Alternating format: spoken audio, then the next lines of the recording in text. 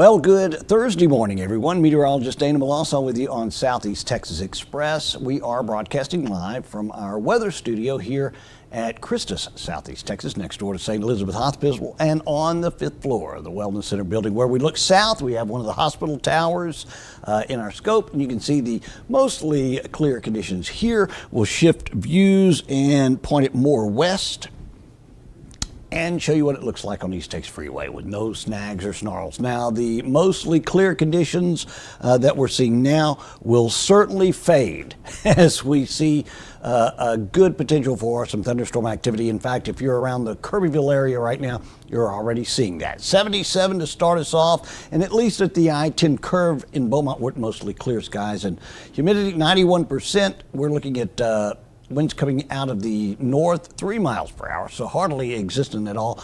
But again, it's going to be another fairly warm afternoon today. And again, good chance for shower activity today, tomorrow, and hopefully by the weekend we can see a lot of that taper off. Mid-90s for highs, if not lower 90s, maybe mid-90s, but the lower 70s seem to be the norm for our overnight conditions. Hey, by the way, if you're on Facebook, YouTube, X, our Roku television channel where you're streaming at home, join me in the comments section if they offer one. Certainly Facebook does. And let me know where you're watching the broadcast from and how the weather is unfolding for your location. No watches or warnings for our immediate area here. And on our regional satellite and radar composite, we do see the rain's pushing along an existing boundary that's going to be making its way into our area. Plenty of instability, plenty of moisture already to work with. And you can see, gosh, Shreveport, Little Rock, Tupelo, Mississippi, that saw some pretty good rain several hours earlier this morning. Here's where that rain is on our X-Rad Doppler radar provided by Sam Trevino and the gang at Roofing 911.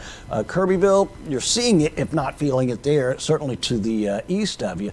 This is right on the border of Texas, Louisiana. You can see south of Maryville, Louisiana, and well south of Newton. Nevertheless, it is pushing south, and we do have a few lightning strikes to go along with that. Maybe a few very small patches of rain north of Evadale, just outside of Buna, and north of Kuntz as well. We'll certainly be monitoring that for you. 77 here at our studios, 76 at the Jack Brooks Airport. We're at 74, mostly clear skies in Orange. Jasper at 75 and 80 being recorded right now at Galveston Island. Certainly the satellite imagery, not a lot of change, still a lot of cloud work and a lot of rain activity in the northern tier states. Excessive heat that we're going to be seeing out west. And of course, I'm standing over it now, but you move out of the way, and the number one weather topic as far as the continental U.S. is concerned is there, and that's Hurricane Aaron. Really massive storm. Let's switch over and show you our radar, and you can see the outer bands of Aaron that's already moving water into the coastal areas of the the Carolinas and into Virginia also. Already have some water, and the extreme coastal communities, the cabins and homes right along the coast, seeing some water moving in at their location. So we'll touch on that here in just a little bit. You can see elsewhere, North Dakota seeing some showers moving through, and really not a lot going on as far as rain, which is probably not the best of news out west, where we're going to be looking at probably another record high day, as we saw the last 2 days, setting record high temperatures. Here's the way the surface features take shape, and you can see the boundary that's pushing that moisture south into the coastal areas of Texas and Louisiana, and the instability provided by an upper level low that's pushing through. Currently, we're at 72 in Memphis. Las Vegas, look at that. I mean, let's see. We're right at 8 o'clock, straight up, 8 o'clock. Starting the morning off at 91 degrees in Sin City, and then 93 in Phoenix, Arizona. Both of those locations certainly triple digits. We're still looking at fairly warm conditions elsewhere. I mean, Dallas at 78, 70 in Louisville, Kentucky. New Orleans flirting with the 80 mark there at 79. Forecasted, New Orleans, not all that bad. I mean, this time of the year, 91. But take a look west of us, 111 Vegas. That would be a record high. 113 Phoenix, another record high if we reach that. And it certainly looks in the window of opportunity. 100 at Denver, 95 in Albuquerque, New Mexico. So again, gearing up for the extremely warm conditions. Now, let's take a trip to the East Coast, and it is Hurricane Erin. This is our infrared satellite imagery. Gives us a little bit better view of the storm in its totality because of the timing, the morning hours. Nevertheless, a very, very large. It is a powerful storm. It's down to 105 mile an hour winds now. These are the latest stats on Hurricane Erin, which is a Category 2 storm, 34.8 north, 71.8 west, and moving now a little bit faster than what we saw yesterday, north-northeast at 17 miles per hour. And you can see it's 105 mile an hour winds. So it's downgraded a little bit, but still a Category 2 storm. And the tropical storm force winds around Erin are still affecting the eastern seaboard. Let's take a look at the track by this time tomorrow. It's going to be moving a little further away from the coast, and 2 a.m. Saturday should be, I was going to say non-existent as far as we're concerned. They'll certainly still see some elevated tidal activity along the east coast and some rip currents, which seem to be making headlines for the last couple of weeks. Let's take a look at the winds around the center of circulation of Erin. These are the hurricane force winds, but look at the tropical storm force winds, how big it is. Anywhere between 39 and 73 mile per hour winds expected in that outermost band, which is why the tropical storm force warnings there, and still some flood warnings in for South Carolina, Savannah, Georgia, also seeing that too. This is where the tropical storm tropical storm warnings are issued at Beaufort Inlet, North Carolina, all the way to Chincoteague, Virginia. And this will probably be expiring maybe either this evening or first thing tomorrow. But nevertheless, they're all hunkering in for elevated tidal activity, and certainly the surge, the water surge that'll be making its way there. There's three other, not two this go around, three other areas that the National Hurricane Center is taking a beat on. The first one, which we've been tracking for a while, ramped itself up a little bit. This is the hot spot, 40% probability of becoming tropical in nature during the next 48 hours, 70% during the next 7 days. We've got 40-40 for that second little system that we tracked for you yesterday off the coast of Africa. And now we've got another really small spot that the National Hurricane Center has at least detected the potential for tropical development, 30% opportunity in 48 hours and 30% in 7 days. And obviously we stay up on it for you here. But do want to remind you that if you'd like to drop by the Wellness Center building here, we're about to have these distributed, and I know it's a little late in the game, but we're about to have these distributed at a good prominent location for you, make it easier. But if you'd like one now, you can certainly stop by here and pick one up at the Wellness Center. We're up on the 5th floor, Suite 515. Elsewhere, again, we are looking at the dotted lines. Those are instability troughs, and that's where we're going to be looking at least an exaggerated opportunity for thunder showers, and possibly, as we're seeing now outside of Kirbyville, thunderstorms as well. And that's really not going to be changing this evening. In fact, if not changing, getting a little bit more enhanced as we work our way into the afternoon hours, evening, and looks like we're going to be seeing some showers that are lingering in through the overnight hours. So we'll see how that's playing out a little closer to the afternoon hours. Nevertheless, always stay with us right here at Southeast Texas Express, and we'll try to keep you ahead of the storm there. Yesterday we peaked at 96.74 was our startup temperature, and again we saw a high of 107 back in 2023. This is the second day in 2023 that we broke a record.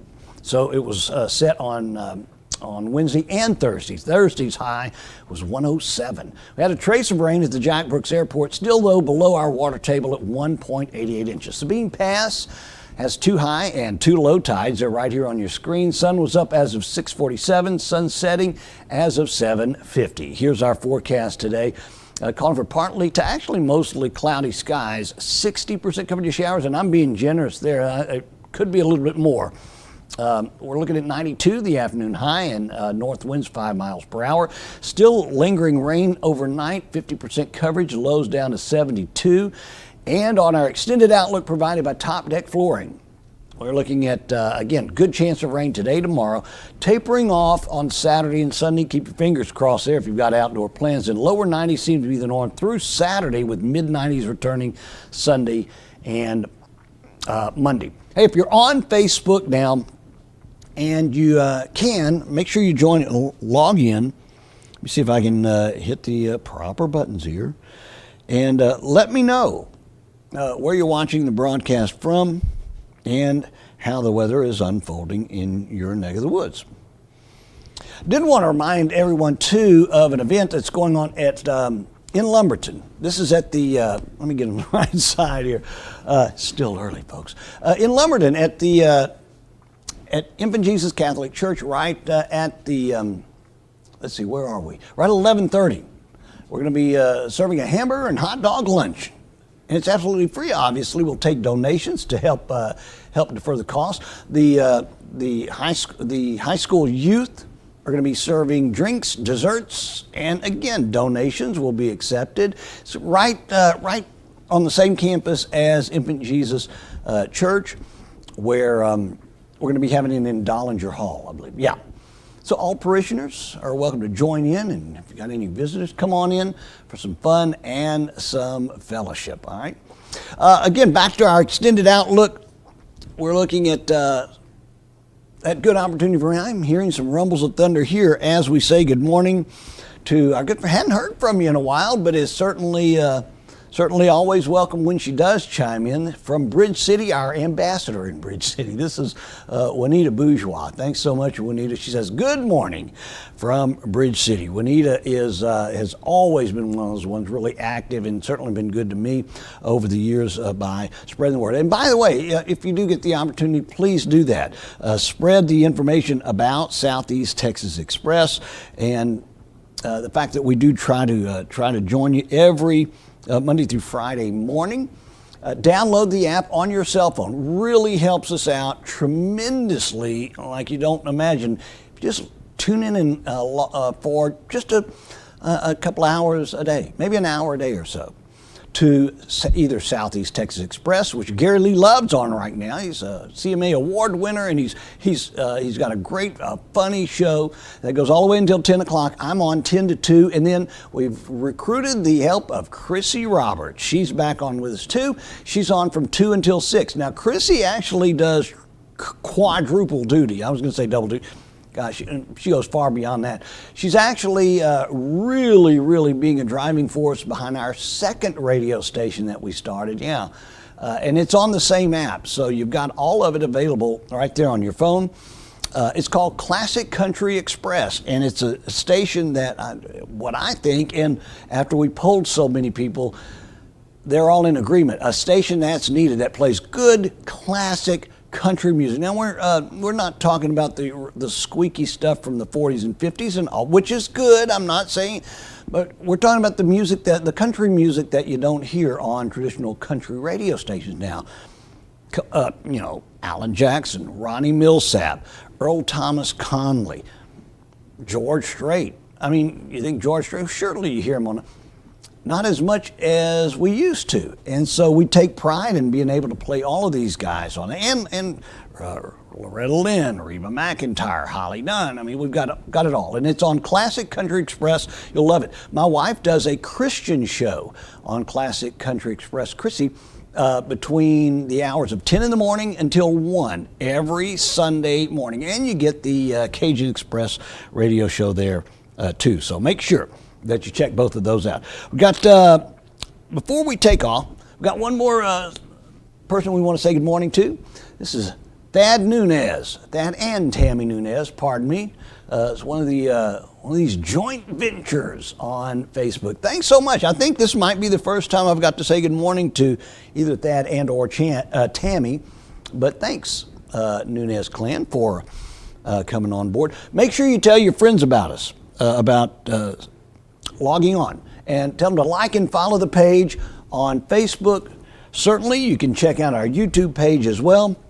X, download us on your Roku television. It's absolutely free everywhere that you go, and you get staying caught up on weather in Southeast Texas 24 hours a day, 7 days a week. I'm meteorologist Dana Melancon. Thanks so much for letting me join you on this Thursday morning.